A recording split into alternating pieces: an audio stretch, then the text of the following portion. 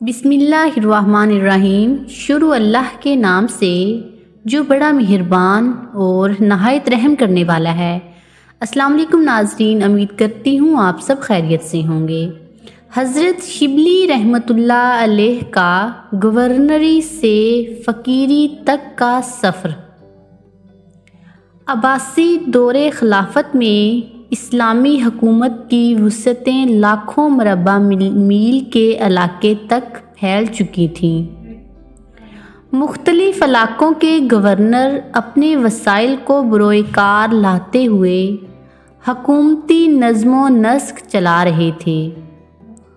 اکثر اطراف و جوانب سے عدل و انصاف کی خبریں مل رہی تھیں، تاہم چند علاقوں کے حالات مزید بہتر بنانے کی ضرورت محسوس ہو رہی تھی۔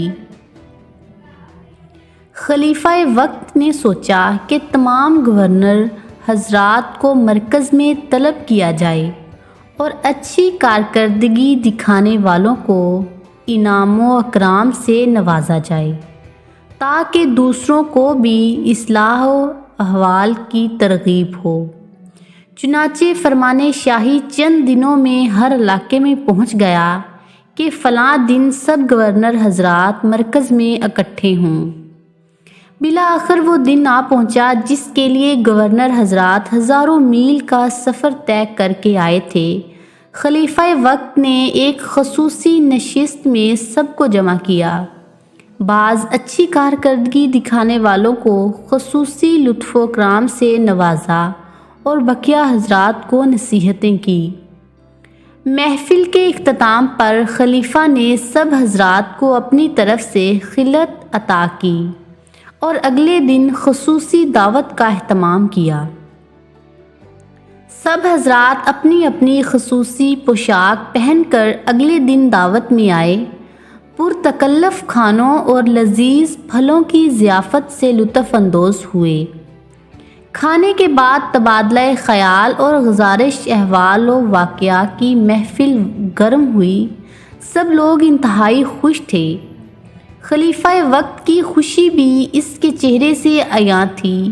عین اسی وقت ایک گورنر کو چھینک آ رہی تھی، وہ اسے اپنی قوت سے دبا رہا تھا۔ تھوڑی دیر کی کشمکش کے بعد گورنر کو 2-3 چھینکیں اکٹھی آئیں۔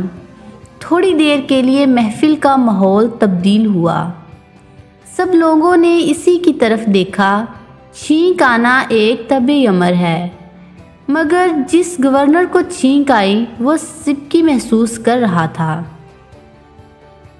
کیونکہ اس کی ناک سے کچھ مواد نکل آیا تھا۔ جب سب لوگ خلیفہ کی طرف متوجہ ہوئے تو اس گورنر نے موقع غنیمت جانتے ہوئے اپنی خلعت کے ایک کونے سے ناک کو صاف کر لیا۔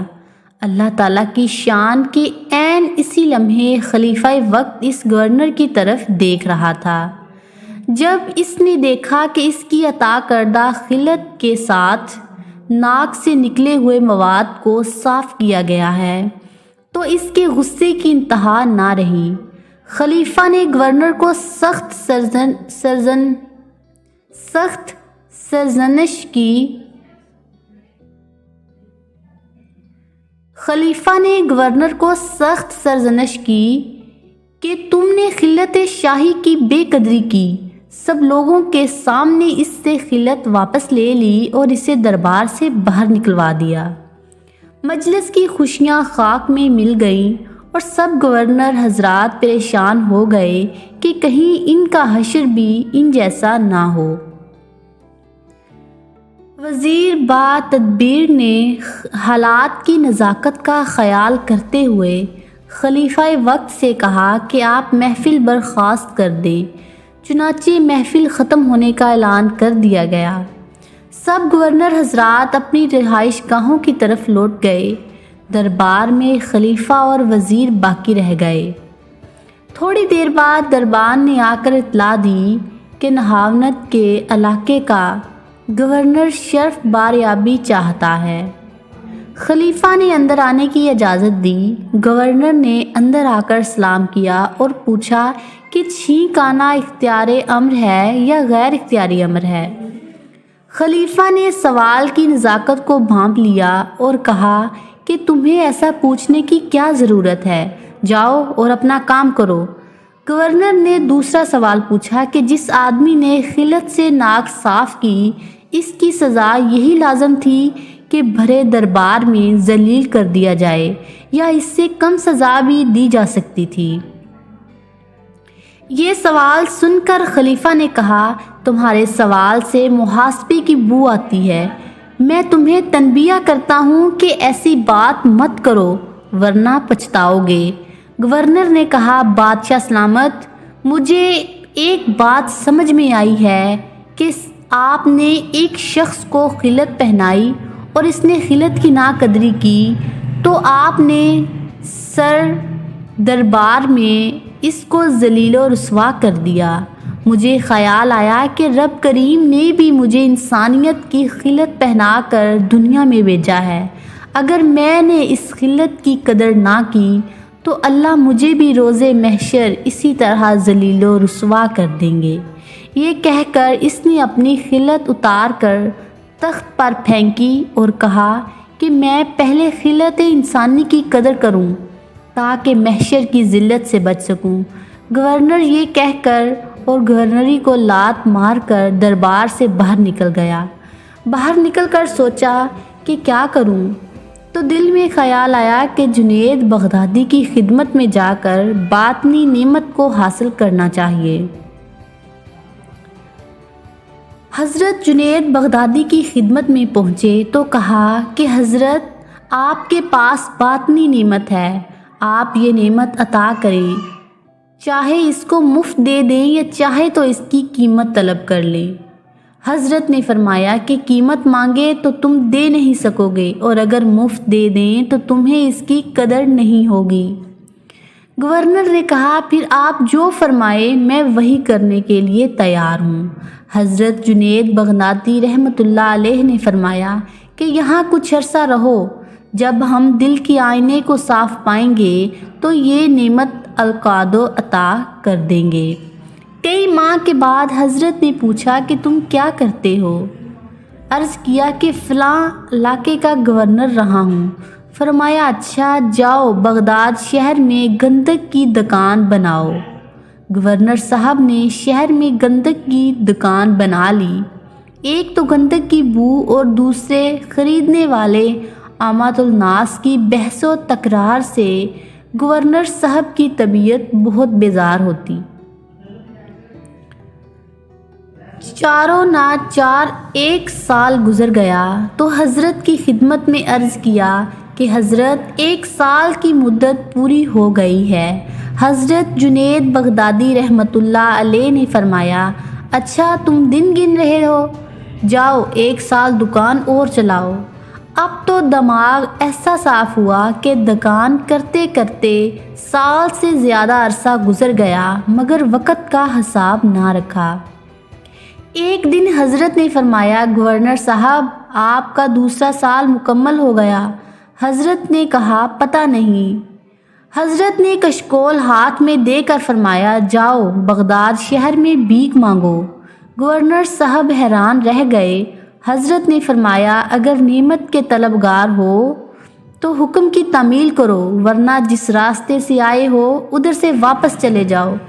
گورنر صاحب نے فوراً کشکول ہاتھ میں پکڑا اور بغداد شہر میں چلے گئے۔ چند لوگوں کو ایک جگہ دیکھا اور ہاتھ آگے بڑھایا کہ اللہ کے نام پر کچھ دے دو۔ انہوں نے چہرہ دیکھا تو فقیر کا چہرہ لگتا ہی نہیں تھا، لہٰذا انہوں نے کہا، کام چور، شرم نہیں آتی مانگتے ہوئے؟ جاؤ محنت مزدوری کر کے کھاؤ۔ گورنر صاحب نے جلی کٹی سن کر غصے کا گھونٹ پیا۔ عجیب بات تو یہ تھی کہ پورا سال دریزہ گیری کرتے رہے، کسی نے کچھ نہ دیا، ہر ایک نے جھٹکیاں دی۔ یہ باطنی اصلاح کا طریقہ تھا کہ حضرت جنید بغدادی گورنر صاحب کے دل سے عجب اور تکبر نکالنا چاہتے تھے۔ چنانچہ ایک سال مخلوق کے سامنے ہاتھ پھیلا کر گورنر صاحب کے دل میں یہ بات اتر گئی کہ میری کوئی وقت نہیں اور مانگنا ہو تو مخلوق کی بجائے خالق سے مانگنا چاہیے۔ پورا سال اسی کام میں گزر گیا۔ ایک دن حضرت جنید بغدادی نے بلا کر کہا کہ گورنر صاحب آپ کا نام کیا ہے؟ عرض کیا کہ شبلی۔ فرمایا اچھا اب آپ ہماری محفل میں بیٹھا کریں۔ گویا 3 سال کے مجاہدے کے بعد اپنی مجلس میں بیٹھنے کی اجازت دی، مگر شبلی رحمۃ اللہ علیہ کے دل کا برتن پہلے ہی صاف ہو چکا تھا۔ اب حضرت کی ایک ایک بات سے سینے میں نور بھرتا گیا اور آنکھیں بصیرت سے مالا مال ہوتی گئیں۔ چند ماہ کے اندر احوال و کیفیات میں ایسی تبدیلی آئی کہ دل محبت الہی سے لبریز ہو گیا۔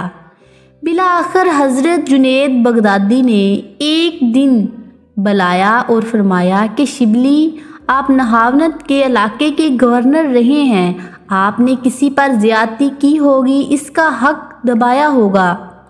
آپ نے ایک فہرست مرتب کی کہ کسی کا حق آپ نے پامال کیا۔ آپ نے فہرست بنانا شروع کی۔ حضرت کی توجیہات تھیں، چنانچہ 3 دن میں کئی صفحات پر مشتمل طویل فہرست مرتب ہو گئی۔ حضرت جنید بغدادی نے فرمایا کہ باطن کی نسبت اس وقت تک نصیب نہیں ہو سکتی جب تک کہ معاملات میں صفائی نہ ہو۔ جاؤ ان لوگوں سے حق معاف کروا کے آؤ۔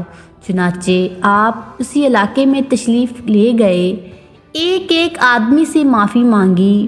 بعض نے تو جلد معاف کر دیا، بعض نے کہا کہ تم نے ہمیں بہت ذلیل کیا تھا، ہم اس وقت تک معاف نہیں کریں گے جب تک تم اب اتنی دیر دھوپ میں کھڑے نہ رہو۔ بعض نے کہا کہ ہم اس وقت تک معاف نہیں کریں گے جب تک ہمارے مکان کی تعمیر میں مزدور بن کر کام نہ کرو۔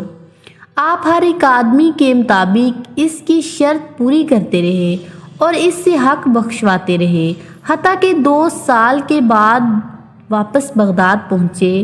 اب آپ کو خانقاہ میں آئے ہوئے 5 سال کا عرصہ گزر گیا تھا۔